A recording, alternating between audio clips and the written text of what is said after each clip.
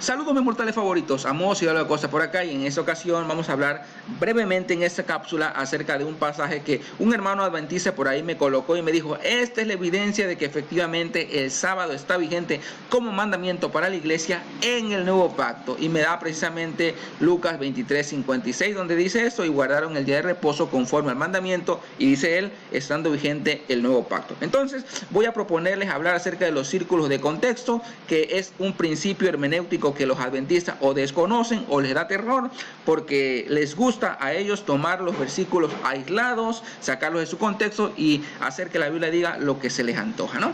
Entonces por ahí, bueno, todo comenzó aquí. Yo coloqué un video en YouTube que se llama ¿Es el reposo sabático un pacto perpetuo? Y en todo ese video, ustedes lo pueden checar ahí en YouTube, solamente mencioné pasajes del Antiguo Testamento hablando de que Olam no significa eterno o para siempre.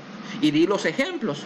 Ningún pasaje del Nuevo Testamento mencioné. Entonces ese brother me empieza a decir de que, darme su argumentación, y me menciona un pasaje del Nuevo Testamento. Eso me llama la atención porque los adventistas siempre son así.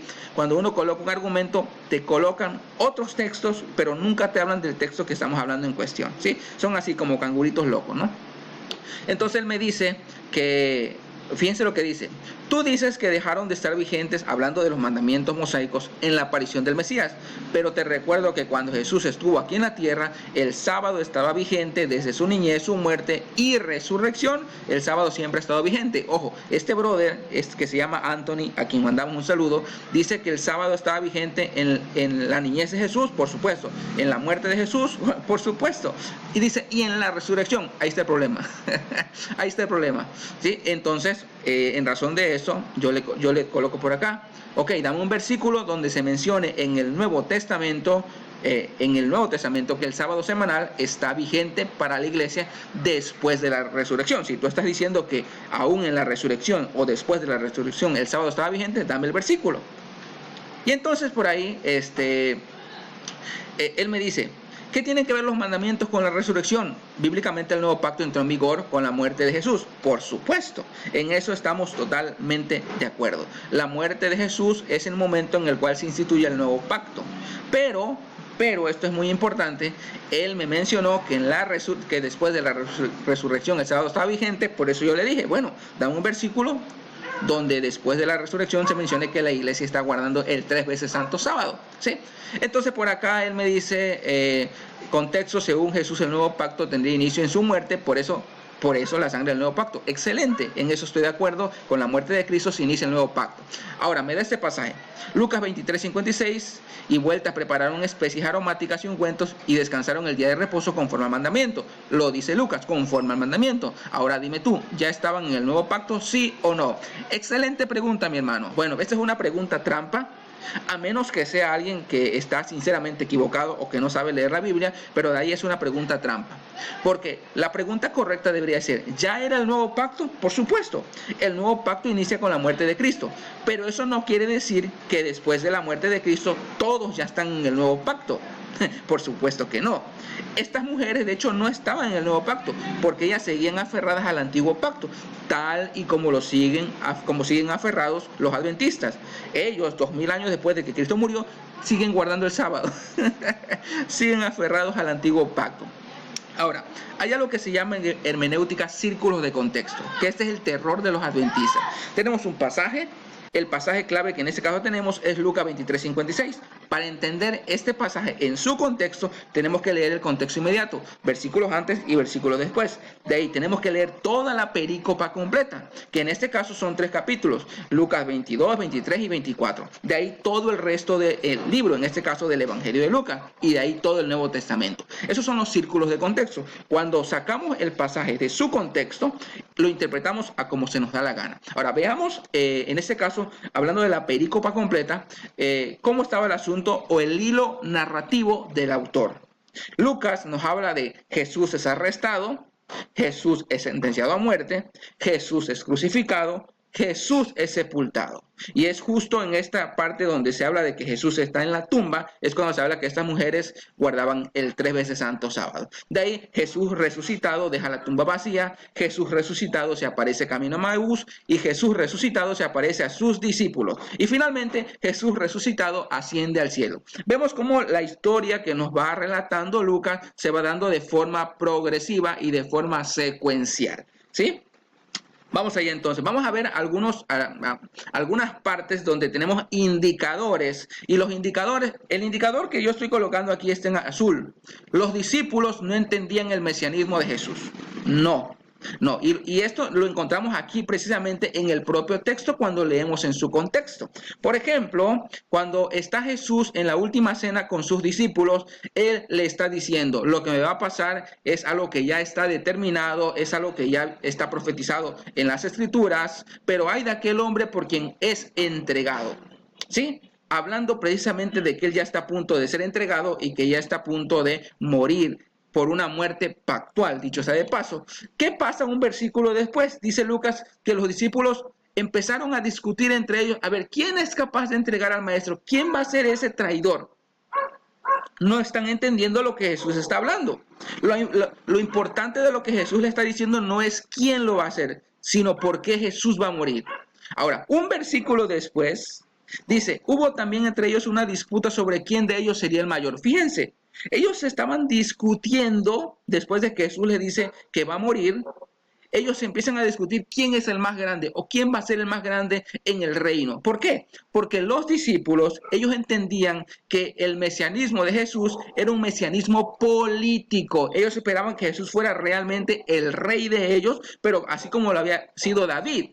Ellos esperaban un Mesías político, no un Mesías que terminara muerto en la cruz, tal como lo profetizó Isaías o tal como lo profetizó Daniel. Ellos no esperaban eso. Por eso ellos no entendían el propósito mesiánico de Jesús de ir a morir y de resucitar, que este fue siempre el mensaje de Jesús. Es necesario que yo muera y que resucite, ¿sí? Esto es importantísimo. Entonces, los discípulos aquí en la última cena con Jesús no están entendiendo nada.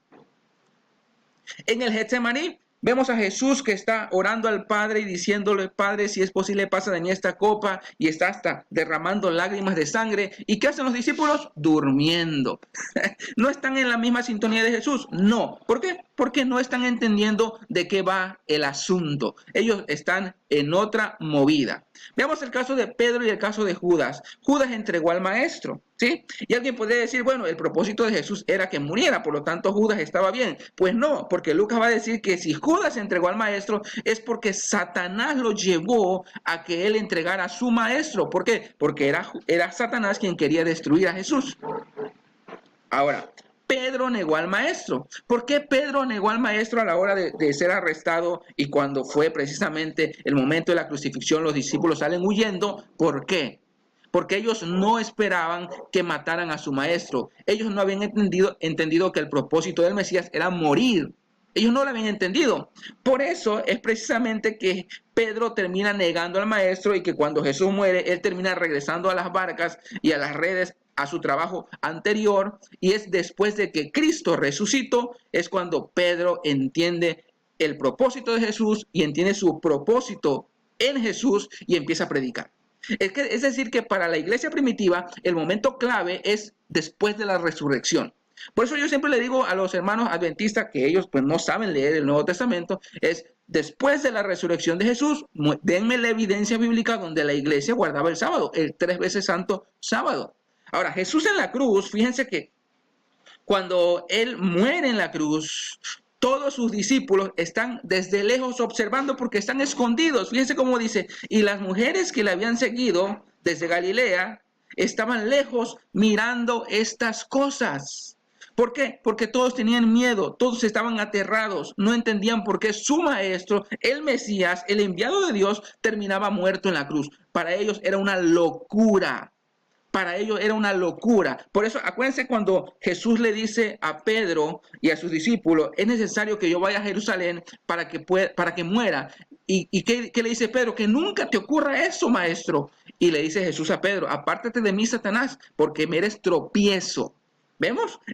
El propio Pedro, que segundos antes había dicho, tú eres el Hijo de Dios. Y que Jesús le dice, esto no te lo reveló ni carne ni sangre. Ese mismo Pedro, segundos después, estaba diciendo de que Jesús no debía morir.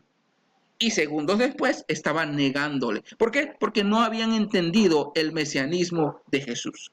Ahora, cuando Jesús es sepultado, por ahí vemos esto, que hay un hombre justo llamado José de Arimatea, que él pertenecía precisamente al concilio y que pues él estuvo allí cuando es sentenciado Jesús por este liderato judío y es condenado a muerte.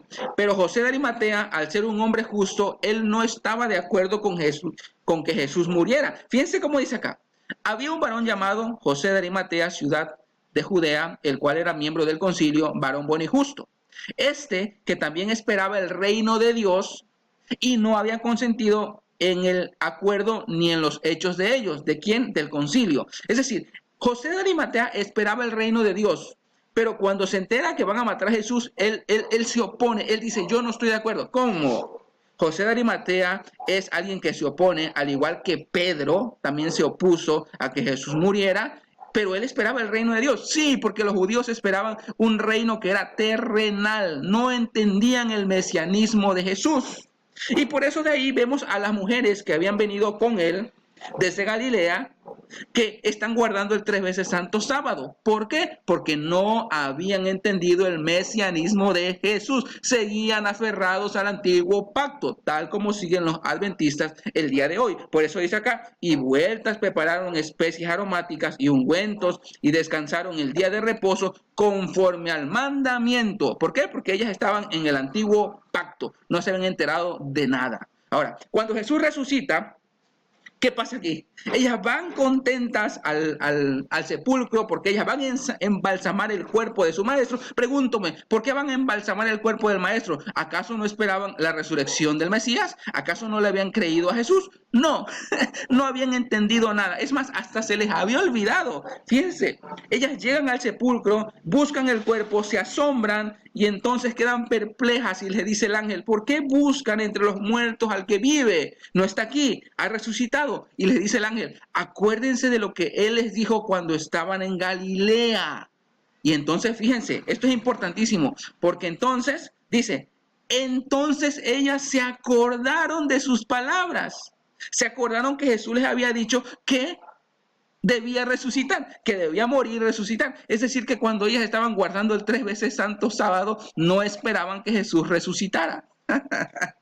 Estaban igual de equivocadas que los adventistas, estaban y seguían aferradas en el antiguo pacto. Pero dice, y volviendo del sepulcro, dieron nuevas de todas estas cosas a los 11 y a todos los demás. Es decir, que cuando se dan cuenta que efectivamente Cristo había resucitado como lo había dicho, entonces ellas llevan las buenas nuevas a los discípulos. Es allí cuando se dan cuenta que efectivamente Cristo era mucho más que un ser humano. Y entonces después ellas van y le cuentan a los discípulos, y los discípulos, fíjense lo que dice, mas ellos les parecían locura las palabras de ellas y no las creían. Ellas van a contarle a los discípulos y los discípulos dicen, no, esto es locura. ¿Qué?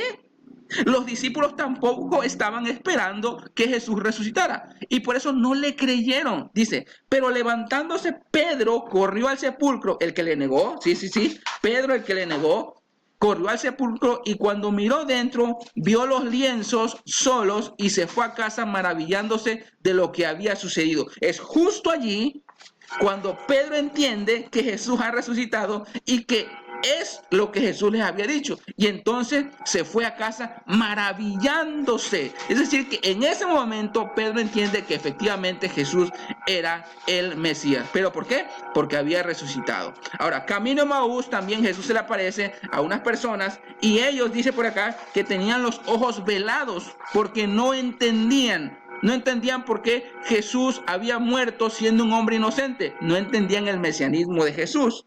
¿Sí?